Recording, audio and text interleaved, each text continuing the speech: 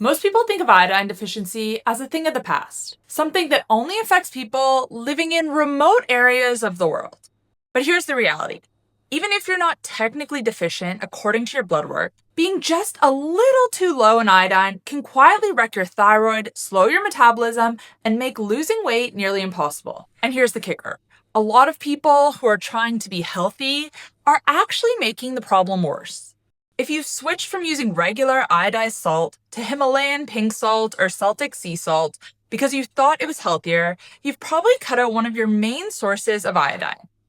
Add that to the fact that most people don't eat seafood regularly, and it's no wonder that iodine intake has plummeted in modern diets. Today, we're breaking down the dark side of iodine that no one is talking about. The truth is, the danger often isn't from getting too much, but rather getting too little. And that's exactly what we're going to go over in today's video. I'm Kait, a nutritionist who specializes in insulin resistance and metabolic health.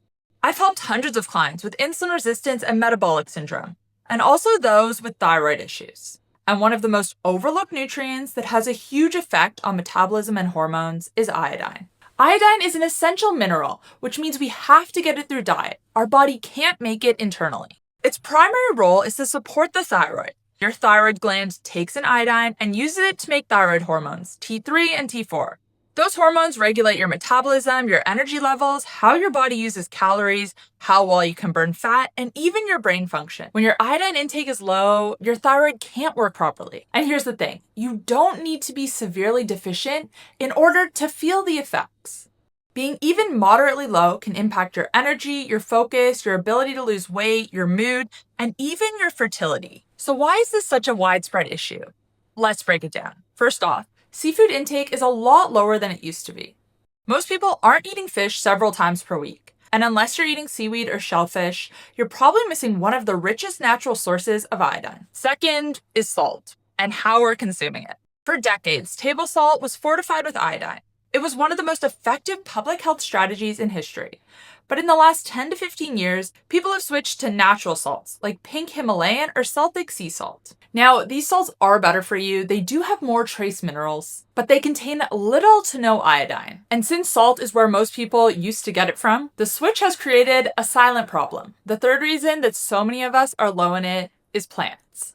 Unlike other nutrients, you can't count on vegetables or grains to provide iodine, unless they're grown in iodine-rich soil, and most soil today is actually depleted. And finally, we have dairy, which, again, is a good source of iodine. Decades ago, dairy was a consistent iodine source for a lot of people. But now a lot of people are eating less of it or cutting it out of their diet completely. So unless you're intentionally eating a lot of iodine-rich foods, there's a high chance you're not getting enough of it. Now, this is where things get interesting because, as I said at the start, even though you might not be deficient in iodine, being low can still mess with your health. Some of the early signs of low iodine include fatigue, brain fog, difficulty losing weight no matter how hard you try, thinning hair, brittle nails, and dry skin. These are things people often brush off as getting older or being stressed, but they're also signs your thyroid isn't firing on all cylinders. Low iodine can also mess with your reproductive health.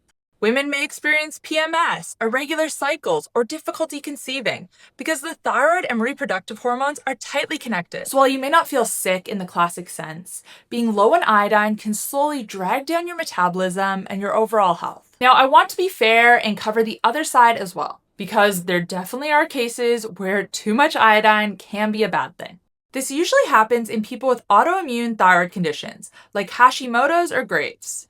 In those cases, the immune system is already attacking the thyroid, and a sudden big increase in iodine can make the situation worse. Excessive iodine intake can also cause thyroid dysfunction if someone is taking huge amounts of supplements for a long period of time. But here's the key takeaway. These are exceptions and not the rule. For the average person, the far bigger risk is getting too low iodine. But with that said, let's talk about how you can actually make sure you're getting enough iodine in through your diet.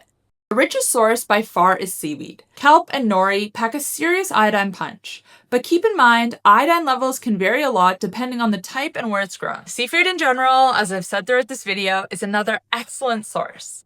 Think whitefish like cod, haddock, and pollock, as well as shrimp and other shellfish. Dairy and eggs do provide a little bit, but again, this level can vary depending on the way they're farmed. Now, for many people, especially if you've been low in iodine for a while, adding more into your diet might not be enough.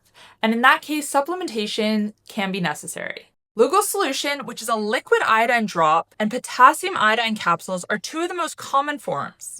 These could be a great insurance policy if you don't eat a lot of seafood. But here's the important part. More is not always better. Like I said earlier, there is risk to having too much. A small steady dose over time is usually all you need. Megadoses are often unnecessary and can be counterproductive. But as always, make sure to check with your doctor first. Get your iodine levels tested. Then you'll know exactly where you need to start. But the general recommended dose for most people is 2 drops diluted in water per day. I'll put the link to the iodine supplement I recommend in the description box down below. But especially if you have a thyroid condition, especially autoimmune thyroid disease, it's smart to test your iodine status and work with a practitioner before supplementing heavily. So here's the bottom line. The dark side of iodine often isn't getting too much, but rather too little. Because most people eat less seafood, rely on natural salts, and can't count on plants or dairy anymore, iodine intake has dropped. Being low in iodine can leave you struggling with fatigue, brain fog, stubborn weight loss, dry skin, and fertility challenges. While there are rare cases where too much iodine can be an issue, for the majority of people, the real danger is deficiency. And the solution is simple. Prioritize iodine-rich foods in your diet and supplement if necessary. Your thyroid, your energy, and your metabolism will thank you. Now, if you guys did find this video helpful, you might also like my video on signs that you're iodine deficient that most people miss. I will link that video on the screen now. And let me know in the comment section if anything I said in this video resonated with you. Do you supplement iodine? Do you prioritize iodine-rich foods in your diet? Let me know in the comments down below. Thanks guys for watching, and I will see you in the next one. Bye!